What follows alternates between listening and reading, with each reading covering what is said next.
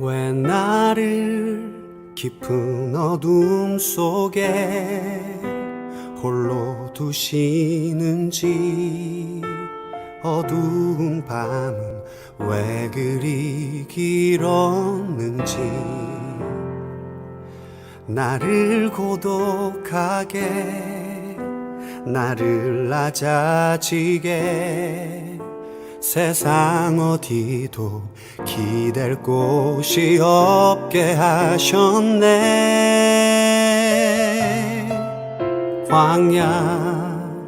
광야에 서 있네. 마음을 정돈하시고 조용한 기도 드리심으로 오늘 주일 예배를 하나님께 드리도록 하겠습니다.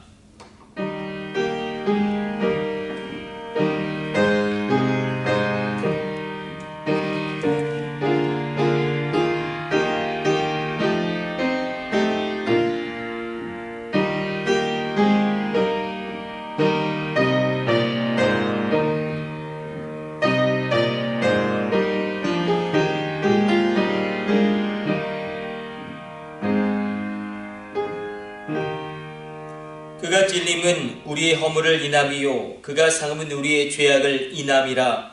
그가 징계를 받음으로 우리가 평화를 누리고 그가 채찍에 맞음으로 우리가 나음을 입었도다. 하나님이 고난주간 가운데 우리 예배를 온전히 연락하여 주옵소서. 이 모든 것을 우리 주 예수님의 이름으로 기도드립니다. 아멘. 다같이 일어나셔서 교동문 130번 고난주간 교독하도록 하겠습니다. 이튿날 요한이 예수께서 자기에게 나아오심을 보고 이르되, 보라, 세상 죄를 지고 가는 하나님의 어린 양이로다. 그날에 죄와 더러움을 씻는 셈이 다윗의 족속과 예루살렘 주민을 위하여 열리리라. 이러므로 나의 마음이 기쁘고 나의 영도 즐거워하며 내 육체도 안전히 살리니, 이는 주께서 내 영혼을 수월에 버리지 아니하시며 주의 거룩한 자를 멸망시키지 않으실 것임이니이다. 주께서 생명의 길을 내게 보이시리니, 주의 앞에는 충만한 기쁨이 있고 주의 오른쪽에는 영원한 즐거움이 있나이다. 큰 음성으로 이르되, 죽임을 당하신 어린 양은 능력과 부와 지혜와 힘과 존귀와 영광과 찬송을 받으시기에 합당하도다 하더라. 아멘. 신앙고백 사도신경 고백하도록 하겠습니다.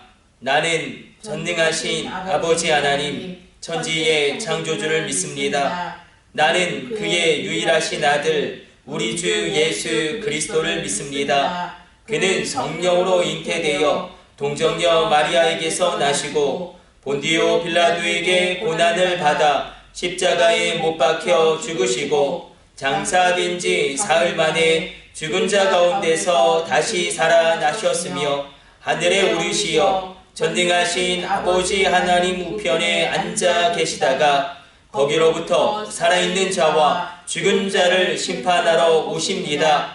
나는 성령을 믿으며 거룩한 공교회와 성도의 교제와 죄를 용서받는 것과 몸의 부활과 영생을 믿습니다. 아멘. 우리 앉으셔서 기도하도록 하겠습니다. 하나님, 고난주간을 맞아 우리가 드리는 예배를 온전히 연락하여 주옵소서. 특별히 기도하옵기는 세계 정세 가운데 주님의 놀라운 십자가의 보혈의 능력 나타나게 하여 주사 우크라이나의 사태를 조속히 주님께서 진정시켜 주시고 하나님의 평화가 그 땅 가운데 임하게 하여 주옵소서. 이 나라 이 민족 주님의 보혈의 능력으로 말미암아 모든 중독이, 모든 우상 숭배가, 모든 동성애가, 모든 악한 것들이 끊어지며 우리가 더욱더 성화를 향하여 달려가게 하여 주시고 빛과 소금의 역할을 감당함으로 하나님의 놀라운 뜻이 이 땅 가운데 성취되어지는 그 길을 걸어가게 하여 주시며 십자가와 부활에 주님의 고난과 영광에 동참하고 참여함으로 예수님의 죽음이 나의 죽음이 되고 예수님의 부활이 나의 부활이 되어지는 큰 은혜를 베풀어 주옵소서. 나의 옛사람이 십자가와 못 박혀 날마다 죽게 되어지는 옛사람의 죽음이 있게 하여 주시고 주님과 더불어 날마다 부활하는 생명이 내 안에 있게 하여 주옵소서. 특별히 우리의 어린 자녀들 붙들어 주심으로 말미암아 코로나로 말미암아 학력 격차 발생하지 아니하도록 주님의 지혜로 주님의 총명으로 함께하여 주시고 우리의 중고등부 아이들 젊은 날의 창조자 하나님을 기억함으로 말미암아 놀라운 성령 충만 성령 체험하게 하여 주옵소서. 우리의 젊은이들의 진로와 미래와 결혼과 그 모든 과정 주님께서 가장 높고 아름다운 길로 친히 이끌어 주시며 인도하여 주시고 권능의 손으로 붙들어 주옵소서. 군대에 있는 우리 아들들 전역하는 그날까지 주님의 불꽃 같은 눈동자로 호위하여 주시며 천군 천사 동원하여 지켜주시며 주의 지팡이와 막대기로 안위하여 주옵소서. 주님, 해외에 있는 선교사님들과 우리의 자녀들과 주님의 백성들을 위하여 기도하온즉 주님께서 은혜를 베풀어 주시사 살아계신 하나님의 역사하심이 그곳에서 임하게 하여 주시고 하늘문이 열리게 하여 주옵소서. 이 모든 것을 우리 주 예수님의 이름으로 기도드립니다. 아멘. 주님 가르쳐주신 기도 올려드립니다. 하늘에 계신 우리 아버지, 아버지의 이름을 거룩하게 하시며 아버지의 나라가 오게 하시며 아버지의 뜻이 하늘에서와 같이 땅에서도 이루어지게 하소서. 오늘 우리에게 일용할 양식을 주시고 우리가 우리에게 잘못한 사람을 용서하여 준 것 같이 우리 죄를 용서하여 주시고 우리를 시험에 빠지지 않게 하시고 악에서 구하소서. 나라와 권능과 영광이 영원히 아버지의 것입니다. 아멘.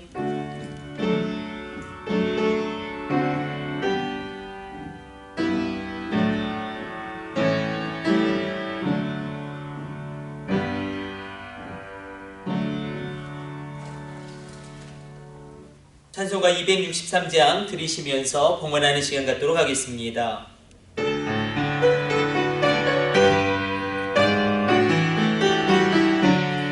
이 세상 험하고 나 비록 약하나 늘 기도 힘쓰면 큰 권능 얻겠네. 주의 은혜로 대속받아서 피와 같이 붉은 죄 눈같이 이겠네. 주님의 권능은 한없이 크오니 돌 같은 내 마음 곧 녹여주소서. 주의 은혜로 대속받아서 피와 같이 붉은 죄 눈같이 이겠네. 내 마음이 약하여 늘 넘어지오니 주 예수 힘주사 그 세게 하소서. 주의 은혜로 대속받아서 피와 같이 붉은 죄 눈같이 이겠네. 죄사함 받은 새 사람 되어서 주 앞에 서는 날 늘 찬송하겠네. 주의 은혜로 대속받아서 피와 같이 붉은 죄 눈같이 이겠네.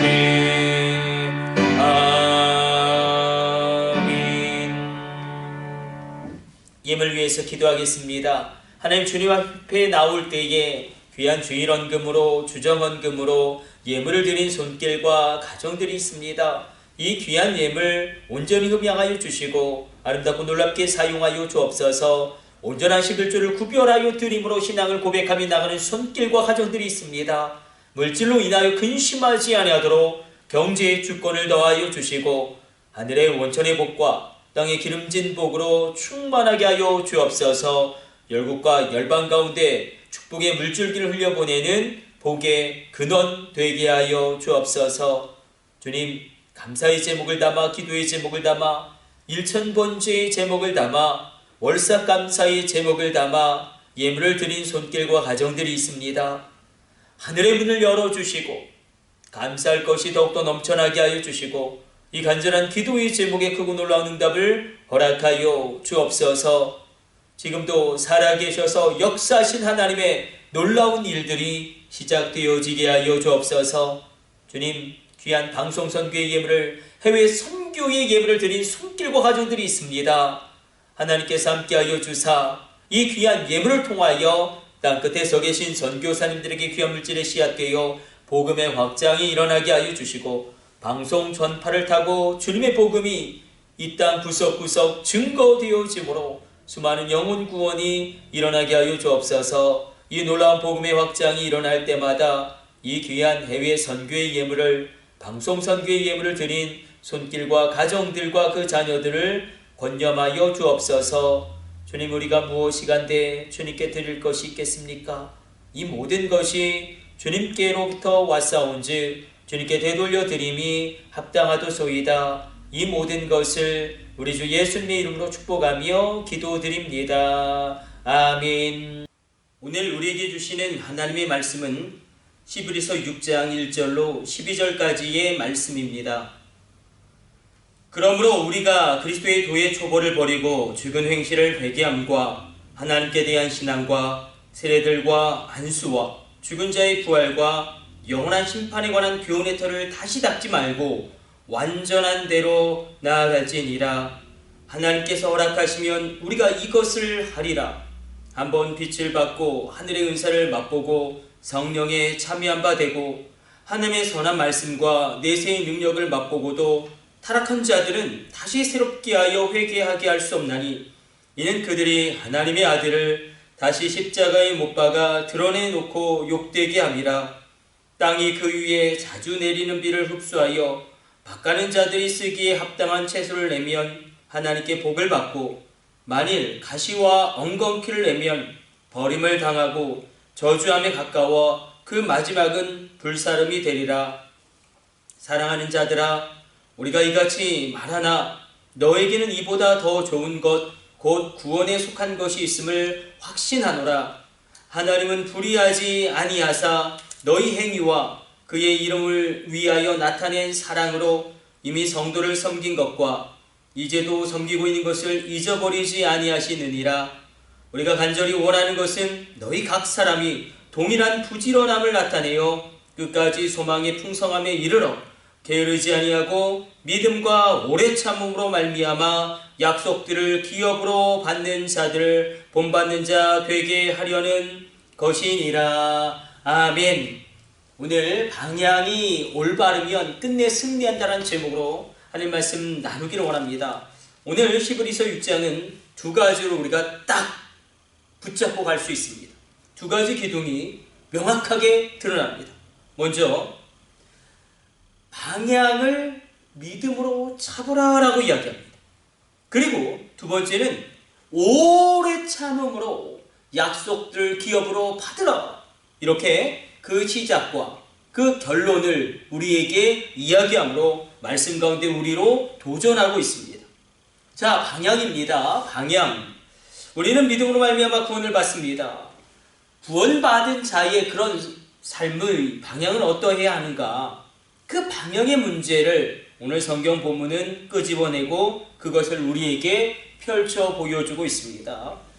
우리 1절과 2절 같이 합독합니다. 그러므로 우리가 그리스도의 도의 초보를 버리고 죽은 행실을 회개함과 하나님께 대한 신앙과 세례들과 안수와 죽은 자의 부활과 영원한 심판에 관한 교훈의 터를 다시 닦지 말고 완전한 대로 나아갈지니라. 아멘. 오늘 본문 1절과 2절은 하나님이 우리에게 원하시는 방향을 세 가지 동사를 동원하여 우리에게 이야기하고 있습니다. 첫 번째는 버려라. 두 번째는 터를 다시 닦지 말아라. 세 번째는 완전한 대로 나아가라. 그럼 그리스도의 도의 초보를 버려라. 그리스도의 도는 무엇이고 초보는 무엇입니까? 그렇겠죠? 그리스도의 도는 그리스도의 말씀입니다. 하나님의 말씀이에요. 그럼 초보는 무엇일까요? 그리스도의 초보를 버려라. 이 초보는 무엇이냐면 이런 겁니다. 성경이 한 말씀은 내가 믿지만 다른 말씀은 내가 믿지 않는다. 성경 말씀 한 부분은 내가 받아들이지만 다른 부분은 내가 받아들일 수 없다. 동정녀 탄생은 내가 믿겠는데 노아의 홍수, 전 지구적인 홍수가 일어났다는 것은 내가 믿어지지 않는다. 아마 고대 근동에 한정된 지역에 내렸던 지역적인 홍수일 것이다. 이렇게 하나님의 말씀을 어떤 말씀은 믿고 어떤 말씀은 믿지 않는 것, 이것이 바로 그리스도의 교회의 초보를 의미합니다. 이런 태도를 버려라. 그리고 이렇게 두 번째 동사를 동원합니다. 털을 다시 닦지 말아라. 방향을 이야기하는데 털을 다시 닦지 말아라. 이건 어떤 의미입니까? 털을 다시 닦지 말아라. 이것은 의심하지 말아라. 세례를 의심하지 말아라. 회개의 능력을 의심하지 말아라. 안수의 힘도 의심하지 말아라. 죽은 자의 부활과 영원한 심판과 천국과 지옥도 의심하지 말아라. 그것들을 의심하지 말아라. 털을 다시 닦지 마라. 그럼 세 번째로 완전한 대로 나가라. 에피텐, 텔레이오, 테오타, 페로메타 이렇게 기록되고 있죠. 여기서 그런데 중요한 것이 에피라는 헬라어가 사용되고 있습니다. 기가 막힌 전치사가 쓰여지고 있어요. 방향을 나타내고 있습니다. 뭐뭐로 나아가라. 이제 방향이 중요해지는 것입니다. 내가 지금 어느 위치에 있건 어떤 이름으로 불리건 내가 무엇을 가지고 있건 어떤 직책이 나에게 주어졌건 간에 그것이 중요한 것이 아니라 방향입니다. 내가 지금 어디로 향하고 있느냐? 우리 가정이 지금 어디로 향하고 있느냐? 나의 자녀가 지금 어디로 향하고 있느냐? 이 나라와 이 민족이 지금 어디로 향하고 있느냐? 방향이 중요합니다. 내가 지금 어디에 있느냐가 중요한 것이 아니라 내가 어디로 향하고 있느냐. 성도 여러분, 과거는 바꿀 수가 없습니다. 과거를 다 흘려보내고 하나님을 바라보시길 축복해 드립니다. 그러나 미래는 얼마든지 바꿀 수 있습니다. 바로 이 나의 현재를 조금만 변화시키면 나의 미래가 놀랍게 변화되어집니다. 나의 현재를 조금만 변화시키면 나의 자녀의 미래가 새롭게 변화되어집니다. 나의 현재를 조금만 변화시키면 우리 가정의 미래의 비전이 놀랍게 다르게 성취되어진다는 것입니다. 방향이 중요합니다. 내가 하나님의 마음으로 향하고 있느냐? 내가 하나님의 비전으로 향하고 있느냐? 내가 하나님의 목적으로 향하고 있느냐? 이제 그러면 질문이 달라집니다. 내게 능력이 있느냐 없느냐가 이제 중요하지 않습니다. 명령하시는 분이 누구시냐가 중요합니다. 내게 지혜가 있느냐 없느냐 이것이 중요한 것이 아니라 내게 그 비전을 언약을 말씀하시는 분이 누구시냐. 그렇게 우리의 시선을 나로부터 하나님께로 시선의 방향을 바꾸는 것입니다. 마음의 방향도 바꾸는 것입니다. 내가 가난하냐 부유하냐 그것이 이제 더 이상 중요하지 않습니다. 누가 이것을 나에게 비전으로 주시는가, 누가 이것을 나에게 명령하시는가, 그것이 중요합니다. 하나님의 마음의 방향은 무엇인가, 하나님의 비전의 방향은 무엇인가. 이때 우리는 담대함을 얻게 됩니다. 여러분들도 그러시겠지만 저도 제 인생 가운데 참 암담한 그런 시간들이 있었습니다. 인생을 되돌아볼 때에 마음이 가장 무너졌을 때는 여러분들은 언제였습니까? 가장 어두운 그런 시기가 언제였습니까? 저는 아마 군종 목사로 있는 2년차였을 것입니다. 제가 속한 부대의 병사들이 계속해서 자살을 합니다. 한 명 정도 자살하면 수습이 될 터인데 연거푸 계속 자살하니 사실 우리가 복음을 전하지만 군대에서 군종 목사에게 원하는 것은 병사들이 자살하지 않게 하는 거, 탈영하지 않게 하는 거, 부대에 잘 적응하게 하는 거. 사실 부대의 지휘관이 원하는 것은 이것입니다. 이것을 제가 어느 것도 잘 하지 못하고 있는 모습 가운데 깊은 영적 침체에 빠졌습니다. 나의 무능, 미래에 대한 불안, 언어로 표현할 수 없는 낙심이 제 마음을 완전히 무너뜨렸습니다. 자살한 병사들을 생각하니 억장이 무너지고 계획했던 나의 미래가 어긋나니 깊은 영적 침체에 빠지게 되었는데 감정적인 고립까지도 찾아왔습니다. 그래서 기도할 때 손도 올라가지 않는 거예요. 찬양이 손으로 들리는 것입니다. 그래도 설교를 준비해야 하기 때문에 말씀을 펼쳤는데, 성경을 펼칠 때 그때 불현듯 하나님의 말씀 한 구절이 제 마음에 확 들어왔습니다. 내가 내게 명령한 것이 아니냐? 마음을 강하게 하고 담대히 하라. 두려워하지 말며 놀라지 말라. 내가 어디로 가든지 하나님 여호와가 너와 함께 하시느니라. 하느니라 하시니라. 이 말씀이 처음으로 믿음으로 이해되기 시작했습니다. 이 하나님의 말씀이 저에게 인격적으로 다가오기 시작했습니다. 평소에 잘 알고 있던 그런 말씀이 그날만큼은 믿음으로 받아들여지기 시작했습니다.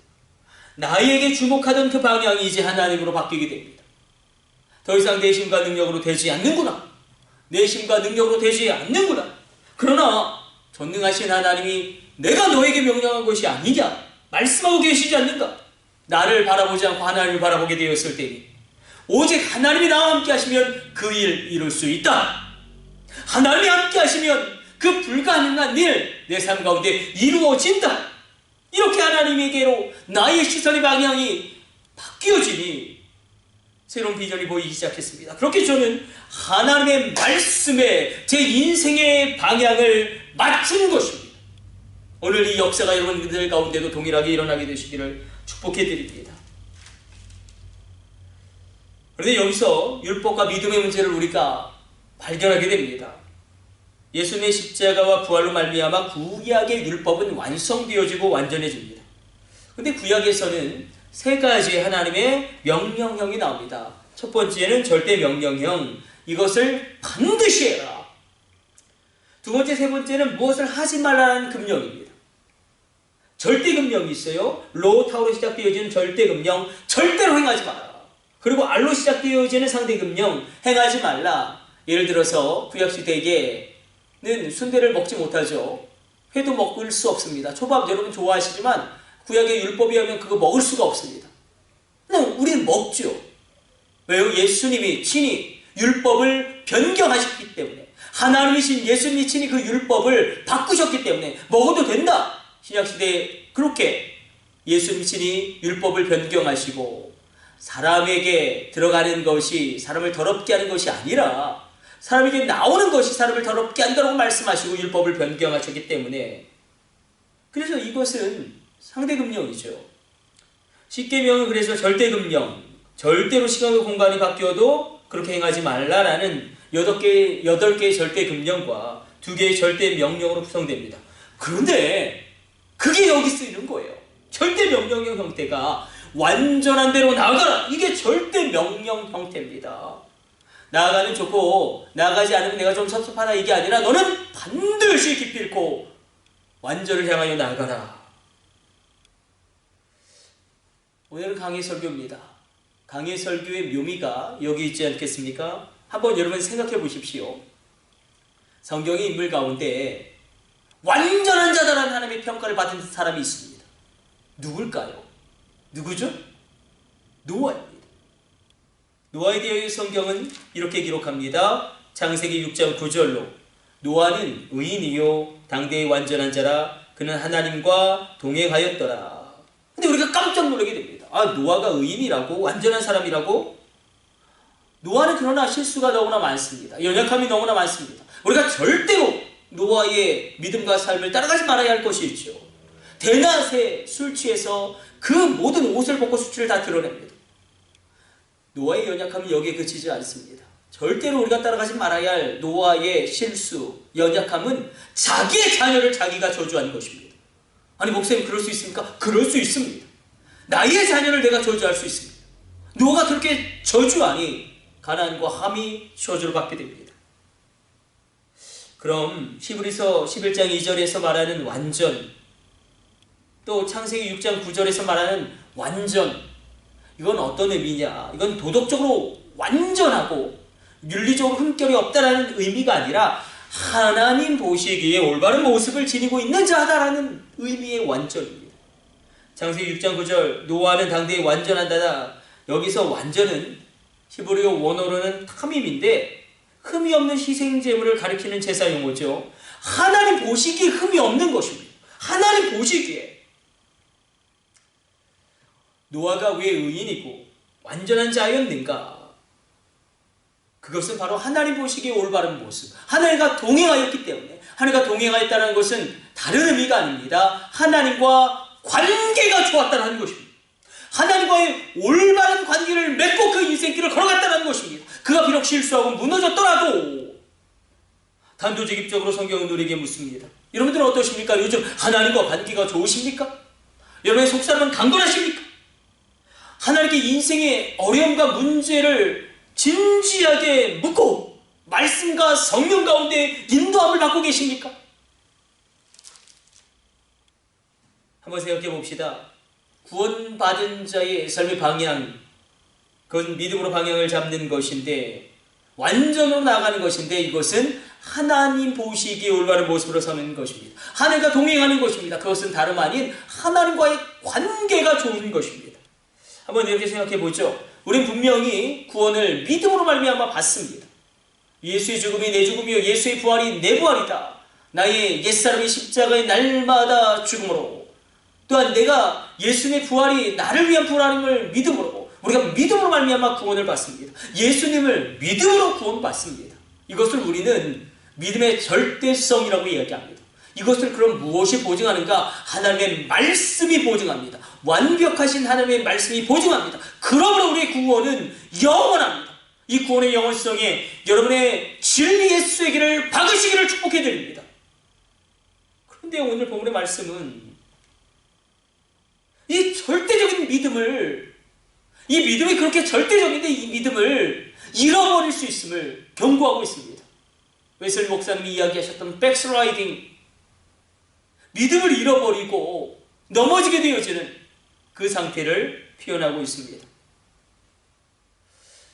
오늘 말씀을 진지하게 살펴보면 믿음의 절대성, 그 절대적인 믿음을 우리가 잃어버릴 수도 있다. 오늘 본문에 이런 사람이 등장합니다. 우리 4절과 5절과 6절 말씀 같이 합독합니다. 한번 빛을 받고 하늘의 은사를 맛보고 성령에 참여한 바 되고 하나님의 선한 말씀과 내세의 능력을 맛보고도 타락한 자들은 다시 새롭게 하여 회개할 수 없나니 이는 그들이 하나님의 아들을 다시 십자가에 못 박아 드러내놓고 욕되게 함이라. 여기 보면 놀라운 5가지의 하나님의 역사가 일어났던 한 사람이 나옵니다. 한 번 빛을 받고, 이것은 하나님의 말씀을 들을 때에 그 말씀이 마음에 받아들여졌다는 것입니다. 하늘의 은사를 맛보고, 이것은 하나님이 그 사람에게 은사를 주셔서 그 사람을 쓰셨다는 것입니다.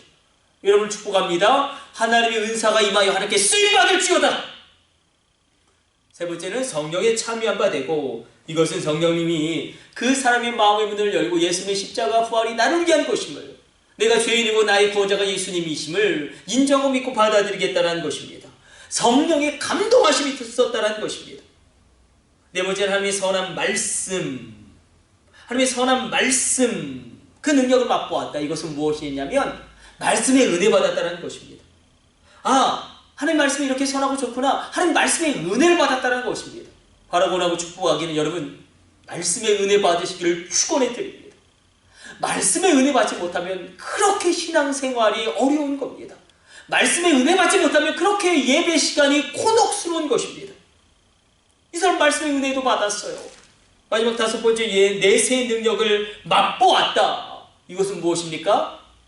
내세의 능력을 맛보았다. 천국과 지옥이 있음을 분명히 알았는데 이 땅에서 이미 천국의 기쁨을 그가 누렸다는 것입니다. 아니, 이렇게 믿음 좋았던 한 사람이 그러나 믿음을 잃어버리고 그 절대적인 믿음을 잃어버릴 수도 있음을 경고하고 있습니다. 이 사람이 타락했다고 이야기합니다.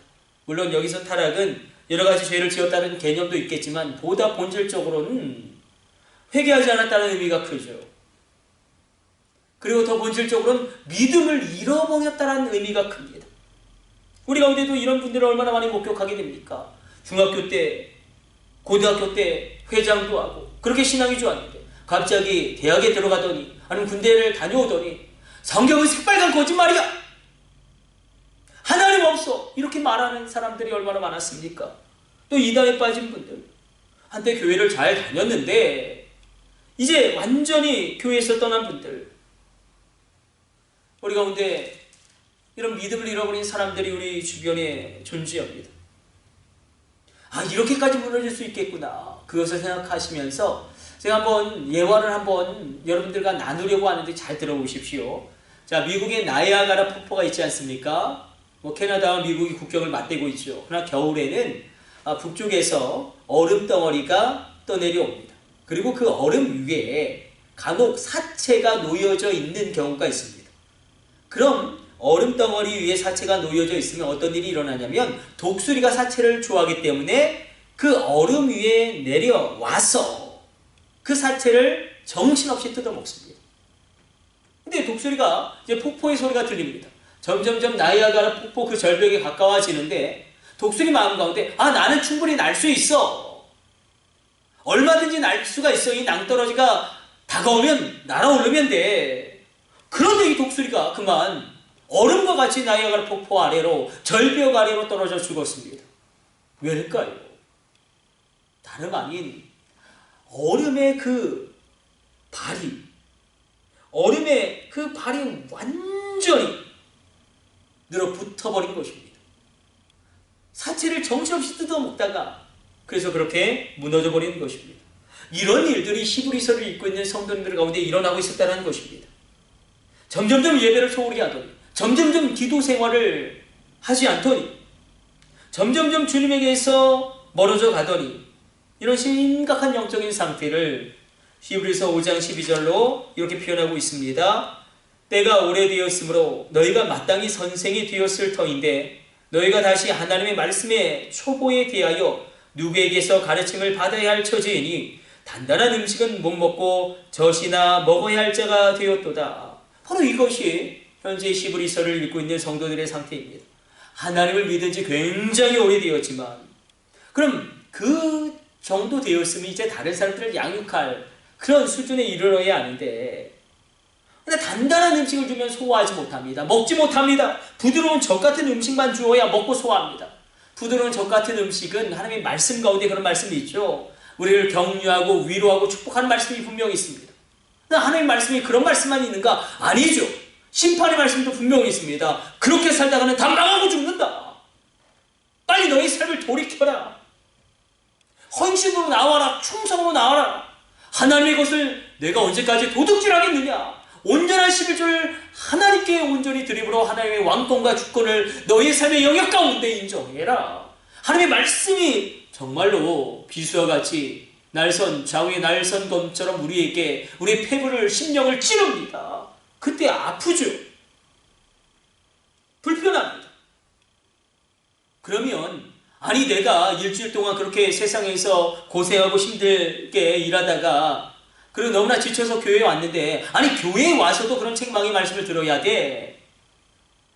교회에 오면 격려와 소망을 줘야지, 비전을 줘야지. 왜 부담을 주느냐 말이야. 이렇게 그 마음 가운데 항변하는 분들이 있다면 단단한 음식을 먹지 못하고 부드러운 젖 같은 음식만 먹을 수 있는 믿음의 초보에 그 수준에 머무르고 있는 것입니다. 히브리서의 성도들이 이런 영적 상태에 있었습니다. 만약에 여러분이 이 히브리서 교회에게 담임 목사님이라고 한다면 그럼 어떻게 설교하시겠습니까? 당연하겠죠. 여러분, 우리가 정신 차려야 합니다. 이러다가는 큰일 납니다. 이렇게 주님에게서 멀어지다 보면 우리 영혼이 죽어서 회개하고 싶어도 회개할 수 없는 지경에 이를 수도 있습니다. 다시 정신 바짝 차리고 주님을 붙잡아야 합니다. 이렇게 신앙생활 하다가는 큰일 납니다. 이렇게 외치지 않았겠습니까? 그러나 언제나 말씀에는 반전이 있죠. 역전이 있죠. 바로 9절의 말씀입니다. 9절 같이 압도갑니다. 사랑하는 자들아, 우리가 이같이 말하나 너에게는 이보다 더 좋은 것 곧 구원에 속한 것이 있음을 확신하노라. 무엇을 이야기합니까? 하나님의 은혜가 더 크다. 하나님의 구원이 더 크다. 하나님의 역사심이 너에게 있을 것이다. 히브리서의 성도들 정말 형편없었다. 이렇게 우리가 간주하고 오늘 본문의 말씀을 넘어갈 것이 아니라 과연 나는 어떠한가? 과연 우리는 어떠한가? 말씀의 화살표를 그 말씀의 예리함을 나에게 다시금 되던지는 것입니다. 회개하려고 해도 회개가 안 되고 기도하려고 해도 기도가 안 되고 그렇게 죽어갈 수 있다는 것입니다. 그러므로 회개가 안 돼도 회개하시기를 축복해드립니다. 기도가 안 돼도 기도의 자리를 지키시기를 축복해드립니다. 예배가 막 졸려도 그 예배의 자리 가운데 있게 되시기를 축복해드립니다. 부끄러운 고백이지만 저도 감신대 또 연세대 다닐 때에 체프를 드리는데 늘 그렇게 졸았어요. 그래도 여러분 졸더라도 예배의 자리를 지키십시오. 누가 압니까? 갑자기 벌떡 깨서 주님의 재림 때나 들을 수 있는 천사장의 나팔소리와 같은 하나님의 말씀을 듣게 될지. 왜냐면 제가 그랬어요. 제가 막 체프 시간에 막 졸고 있는데 갑자기 그 말씀을 증거하시는 목사님이 적당히 살지 말고 믿음으로 살아야 합니다. 그 말씀이 제 심령 가운데 확 들어옴으로 말미암아 내가 이렇게 살면 안 되지. 내가 적당히 살면 안 되지. 내가 믿음으로 살아야지. 우리가 기도가 되지 않아도 기도의 자리를 지키고 우리가 회개하려고 해도 회개가 안 될 때 회개함으로 나아가고 그렇게 피곤할지라도 예배의 자리로 그렇게 우리의 삶의 방향을 움직일 때에 동일하게 여러분 가운데도 주님의 재림 때나 들을 수 있는 천사장의 나팔 소리와 같은 하나님의 말씀이 임하게 될 줄로 믿어 의심치 않습니다. 다시 정리해 봅시다. 방향입니다. 믿음으로 방향을 정하는 것입니다. 믿음의 도의 초보를 버리고 정말 회개와 말씀의 능력을 의심하지 않고 완전으로 나가는 것입니다. 하나님과의 올바른 관계로 나가는 것입니다. 하나님과의 동행으로 나가는 것입니다. 그렇게 우리가 나갈 때에 하나님은 이렇게 우리에게 놀라운 말씀을 또한 우리에게 주십니다. 11절 12절을 읽고 말씀 정리하도록 하겠습니다. 우리가 간절히 원하는 것은 너희 각 사람이 동일한 부지런함을 나타내어 끝까지 소망의 풍성함에 이르러 게으르지 아니하고 믿음과 오래 참음으로 말미암아 약속들을 기업으로 받는 자들을 본받는 자 되게 하려는 것이라. 대놓고 이야기하고 있어요. 약속들을 기업으로 받으라.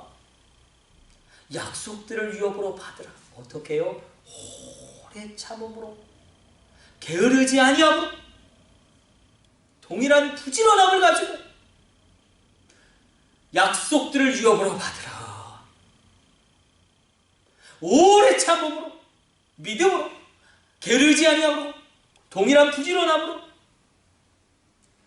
시편 57편을 보면 다윗이 지금 동굴에 숨어 있습니다. 사울의 칼날을 피해 홀로 동굴에 숨어 있는데 얼마나 외롭던지요.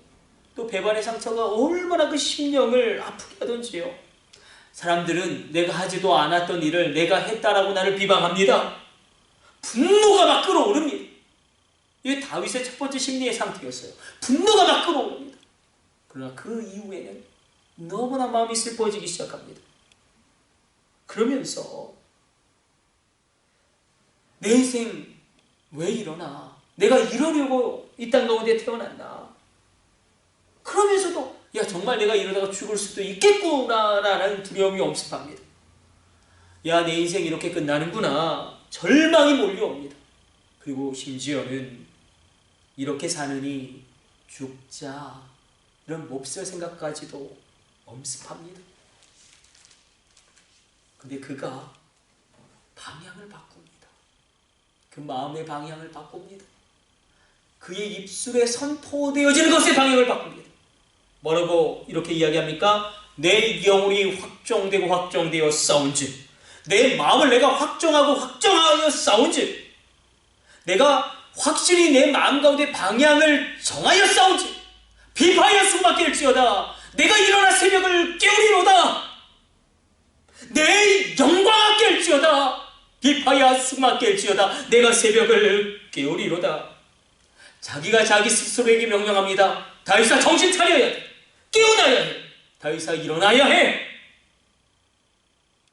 그리고 명령합니다. 드러마 너도 일어나야 돼. 기타야 너도 깨어나야 해. 온 우주야 깨어날지어다. 내 영광아 깰지어다. 내가 새벽을 깨우리로다. 한번 생각해 보십시다. 다윗이 이렇게 새벽에 일어날 이유 아무 이유도 없습니다. 그 동굴에서 할 일도 없고 12시까지 퍼질러 잔들 누가 뭐라고 하겠습니까? 그냥 그가 일어납니다. 깨어있기 위하여 내가 이렇게 널브러져 있으면 안 돼. 내가 이렇게 포기하고 있으면 안 돼. 내가 깨어나야 해. 그렇게 그의 마음의 방향을 바꿉니다. 그의 시선의 방향을 그렇게 바꾸고 내 영광아 깰지어다 비파야 수구마 깰지어다 내가 새벽을 깨우리로다. 그렇게 새벽을 깨우므로 그 마음의 방향을 바꾸고 그 인생의 방향을 바꾸는 것입니다. 고난주간입니다. 우리 이렇게 고난주간 특별 새벽 기도회를 깨우면 어떨런지요?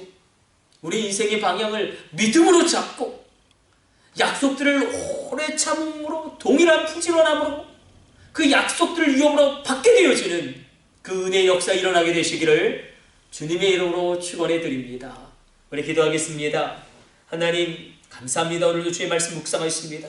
우리가 믿음으로 방향을 정하게 하여 주시고 약속들을 오래 참음으로 동일한 부지런함으로 유업으로 받게 하여 주옵소서. 우리 가운데 마음의 방향이 주님께로 향하게 하여 주시고 하나님 우리 가운데 기업을 허락하여 주시고 우리 가운데 유업을 허락하여 주옵소서. 이 모든 것을 우리 주 예수님의 이름으로 기도드립니다. 아멘. 축도로 오늘 예배 모두 마치겠습니다.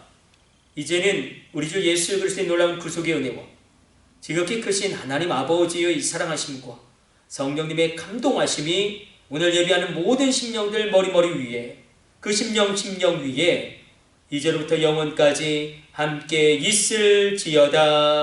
아멘. 나를 태워주소서. 제단 위에 나를 드리니 열방의 불로 세우소서.